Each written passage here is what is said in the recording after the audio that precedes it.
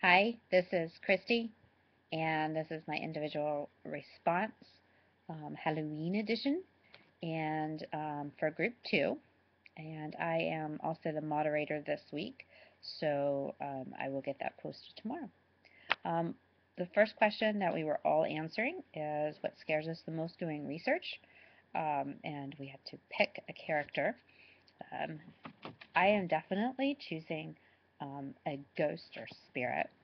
Actually, watching my favorite show, Ghost Adventurers, right now, and so I am using Ghost Adventurers as my interview model here, and I will be conducting interviews to try and find out information from ghosts. And so um, looking at the criteria of setting up research interviews, I think the first challenge, the concern that I have certainly is trying to determine sample size, not so much of determining sample size, but actually getting participants because ghosts are not exactly, very forthcoming and eager to participate. So I think that would be a very big challenge. Um, Also, the other thing that I thought about that would be a challenge is trying to figure out the best way to formulate the questions, whether they should actually be more, um, um, sorry, more survey type questions or more qualitative.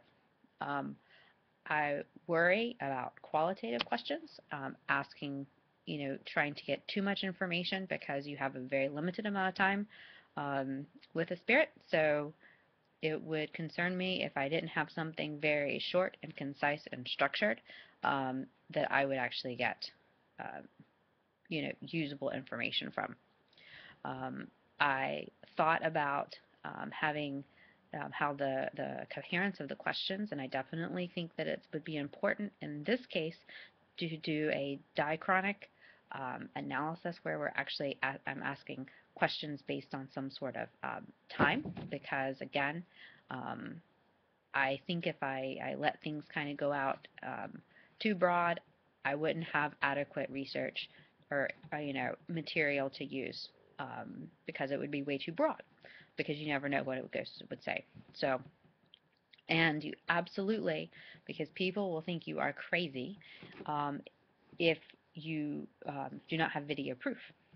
So when interviewing a ghost or spirit, you have to have it on video. Um, Visual, that would be the best, or even just audio. So that would be my plan. It scares me because I think they're creepy, but I think that they would be very cool.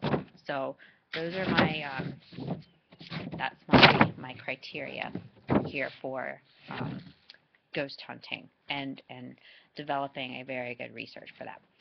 Group two had two questions, and our first question is looking at summer and summer. What are the strengths and weaknesses um, of participant observation versus other forms of affirmation? And they talk about this on page 55, stating that participant observation is obviously when the observer becomes part of the event and has an active role and a participatory role in whatever the event or occurrence is. And they go on to explain in the following paragraph that conducting observation in this manner actually allows you to see not just kind of some of the surface layer things that's going on, but you actually get to understand the emotions and the feelings that are in the group, understanding whether it's a language, a specific language, slang that's used that wouldn't be observed from the outside. Also, group dynamics and personalities, knowing the interactions between people you wouldn't necessarily know unless you were part of it. So I think that there are strengths because it does allow you to find that out that information that you wouldn't have gotten from not being on the inside. However, as they point out on page 58, one of the advantages of not doing that, using an unobstructive observation, is that you don't end up influencing the situation. And I think that we talked about this before with participatory research, is that, I mean, the more you're part of it, the more you have a chance to affect it. And are you really, at that point, looking at an honest, um, an honest example of what's going on when you're actually part of it? So, I don't know. Um, then question number 3 we had was, according to Weiss, look at the key differences between qualitative interviews and survey interviews. And I talked about this a little bit with my ghost example, but the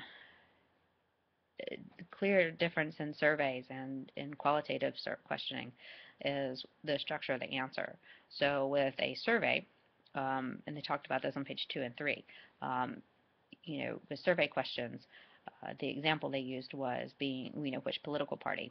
So there's a definite answer you have to choose. It's like multiple choice. With qualitative, the answers are open-ended. It allows you to find out more information.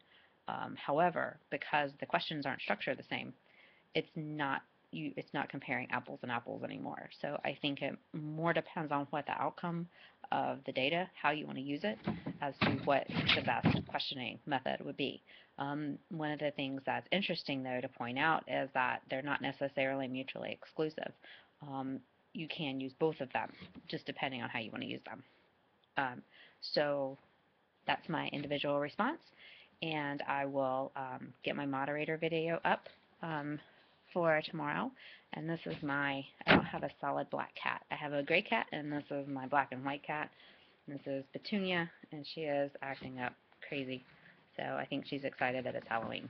So happy Halloween, and hope everybody got their trick-or-treating in.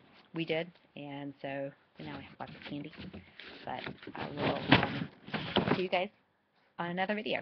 Bye.